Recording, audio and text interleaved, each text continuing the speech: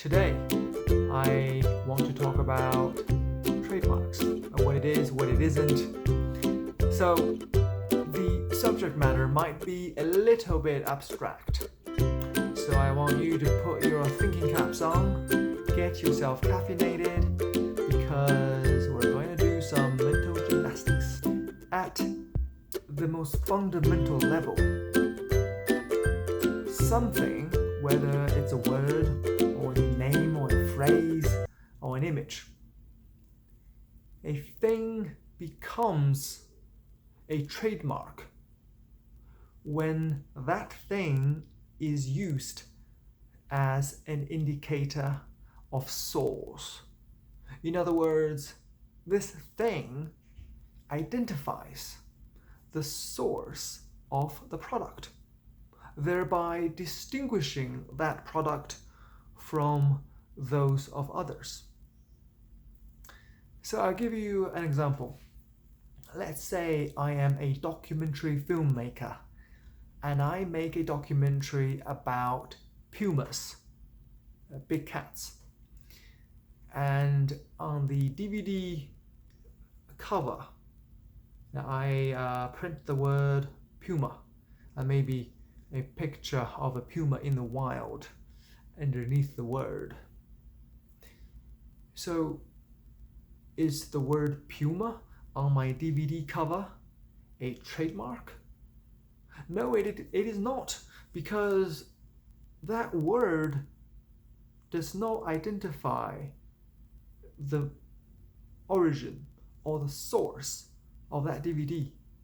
Let's say the DVD was released by Netflix. You wouldn't know that just by looking at the cover of the DVD, and you wouldn't know it's from me either. So what if I put that same word on a sock and then followed by an image of a jumping puma underneath?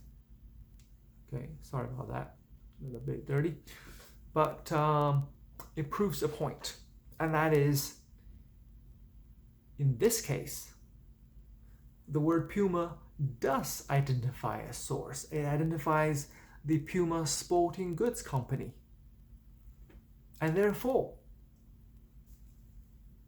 puma here is a trademark, whereas on my DVD it isn't. Okay, so that essentially is what a trademark is.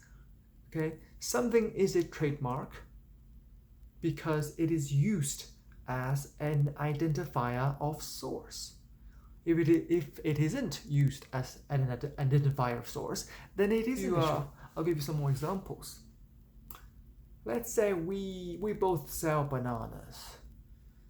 Okay, and all bananas essentially look the same because they're all of the Cavendish variety.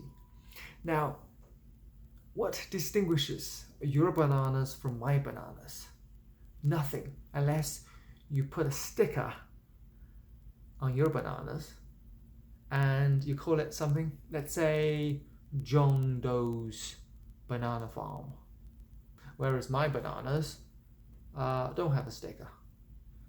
So now you have distinguished your bananas from my bananas, and therefore John Doe Banana Farm is a trademark because it identifies your farm as the origin of those bananas.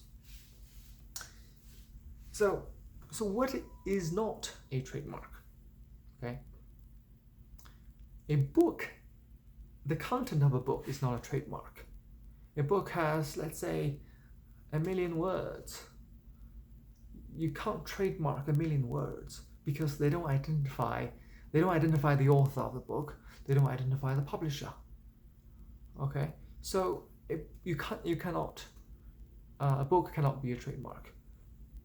A physical thing like a sock itself, you can't use it as a trademark because a sock without any logo on it is just another sock. We don't know who made it or who designed it, so essentially music and books, they are protected by copyright law, which we'll talk about in another episode, not trademark law.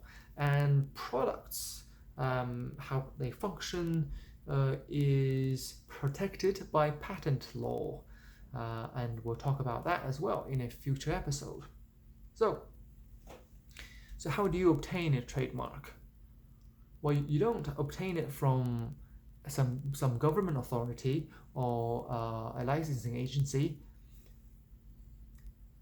Something becomes a trademark by operation of usage.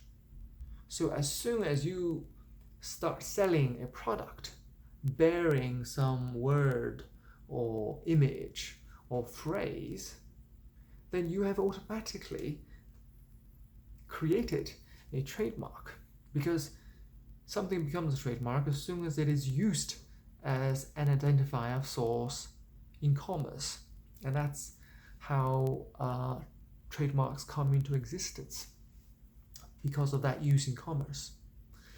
Now, when you use something in commerce as an identifier of source, that's known as a common law trademark. So a common law trademark, most trademarks are common law trademarks. To render the trademark more powerful and more effective, you will want to register it with the US Patent and Trademark Office. And that's something I'll talk about in a future episode. Definitely stay tuned for that, because it's very important for anyone who is interested in protecting his or her brand. So how long does a trademark last? Well, theoretically forever. As long as you keep using it, by airtime being a word or phrase or name, in commerce, then it continues to be a trademark and continues to be recognized as a trademark by the law. What are some examples of trademarks? So like I said earlier, a trademark can be a name, like John Hancock, or McDonald's, or Jimmy Dean. Those are names of individuals who actually existed. A trademark can be a word or a letter, a word like Adidas or Nike, or a letter like the big golden arch for McDonald's. Or it can be a logo,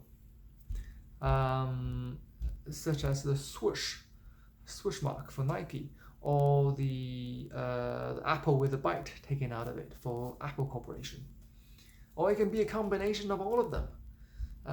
For example, KFC's trademark, or one of their trademarks, is Colonel Sanders, with the letters KFC next to it. So in summary, something becomes a trademark by virtue of you using it as a source identifier. So that's all for this episode. I hope you found this educational and perhaps interesting. So I'll see you next time. Thank you. Thank you for watching.